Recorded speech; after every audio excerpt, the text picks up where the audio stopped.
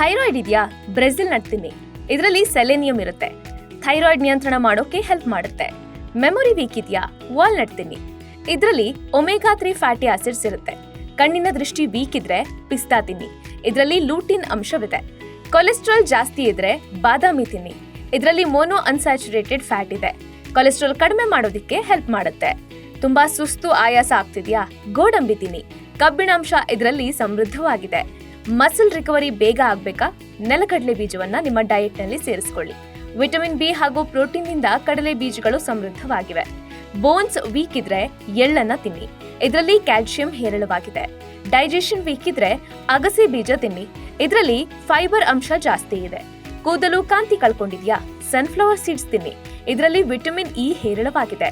ಈ ಎಲ್ಲಾ ನಟ್ಸ್ ಹಾಗೂ ಸೀಡ್ಸ್ ಪೋಷಕಾಂಶಗಳ ಪವರ್ ಹೌಸ್ ಆಗಿದೆ. ಇದೇ ರೀತಿಯ ಇನ್ನಷ್ಟು ಹೆಲ್ತ್ ಟಿಪ್ಸ್ಗಾಗಿ ಡಾಕ್ಟರ್ ಬಾಸ್ ಯೂಟ್ಯೂಬ್ ಚಾನೆಲ್ನ ಸಬ್ಸ್ಕ್ರೈಬ್ ಮಾಡಿ, ಹಾಗೆ ಬೆಲ್ ಐಕನ್ ಕ್ಲಿಕ್ ಮಾಡಿ.